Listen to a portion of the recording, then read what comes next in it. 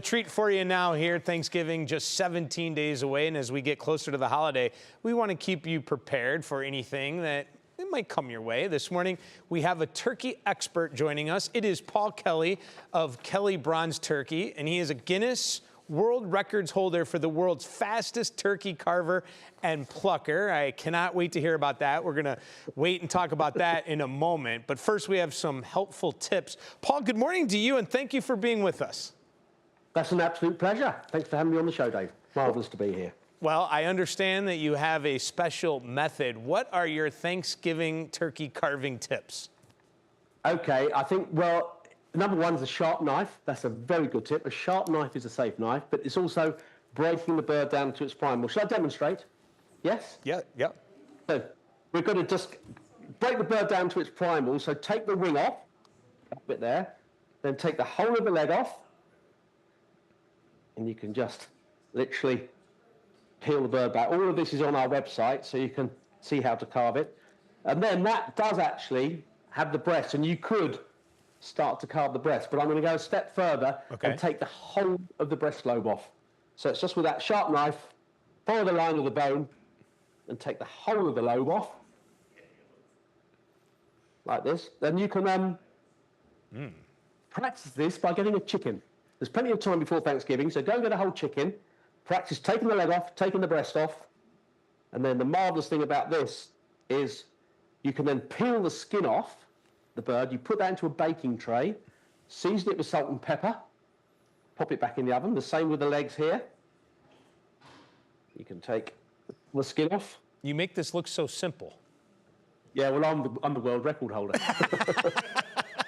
So I would, wouldn't I? But there we go. Quality so I've point. taken the leg off. So then that way, you see, you can carve down through the meat, producing really even slices of meat. And if you carve it this way, typically you'll get about 20% more servings. Oh. Well, that is by doing that. See, so you can actually, so you've got the whole of the lobe there, and then we just carved lovely slices of even meat off the bone. So you hold the world record, so 3 minutes and 19 seconds, is that right? And can you still do that? I can. Well, to be honest, I haven't practiced for 2 or 3 years, so I would need to go back into training for a little bit, but I'm sure I'm still capable of matching the record. And then you've got the lovely dark meat here that you can just slice off by holding that whole leg. You can slice lovely carving bits of meat. Couldn't be simpler. What goes into the training? Is it just carving, or do you have to do other things to prepare yourself?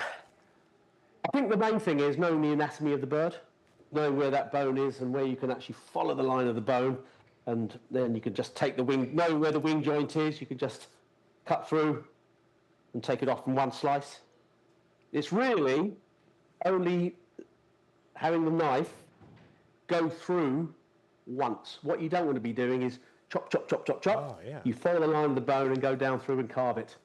That's the key to carving quickly. Now, not everyone knows the anatomy of the bird, so just take your time, take the leg off, take the breast off, take the wings off, and then start to carve it and plate it up.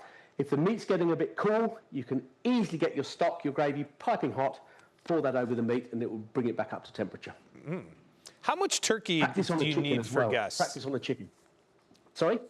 Sorry to interrupt you, but I just want to know, how much turkey do you need for guests? We work on about a pound a person. So a 15-pound turkey would quite happily do 15 people. Okay. And how about any Thanksgiving leftover tips? You know, my favourite is anything that's left over. Just chop it up, and you can get the carcass, put all the bits of meat that are left on there, a frying pan, butter, just fry all that meat off that's chopped up, any skin, fry it off, get a wrap, a flour wrap, a tortilla wrap, put the meat in that, any stuffing that's left over, anything, Brussels sprouts, vegetables, warm it up, put it in that wrap, and you've got the most amazing leftover recipe. And so you can do that having had loads of wine and loads of beer. You can do that as drunk as a lord. I love that. Any other last tips there as you finish up your beautiful work, I must say? I would say the carving is one thing. Cooking a turkey, you really need a meat thermometer. a turkey's not a very forgiving meat. It goes over the top very quickly. So get yourself a meat thermometer. When it's at the right temperature, take it out of the oven and let it stand for at least an hour before carving it. And please don't cover it in aluminum foil, blankets, or anything else to keep it warm. Get the heat out of the bird. It takes at least 2 hours for it to go cool. So let it stand for an hour. You've freed your oven up and you can do all your veg and all your stuffing while the turkey's standing on the side.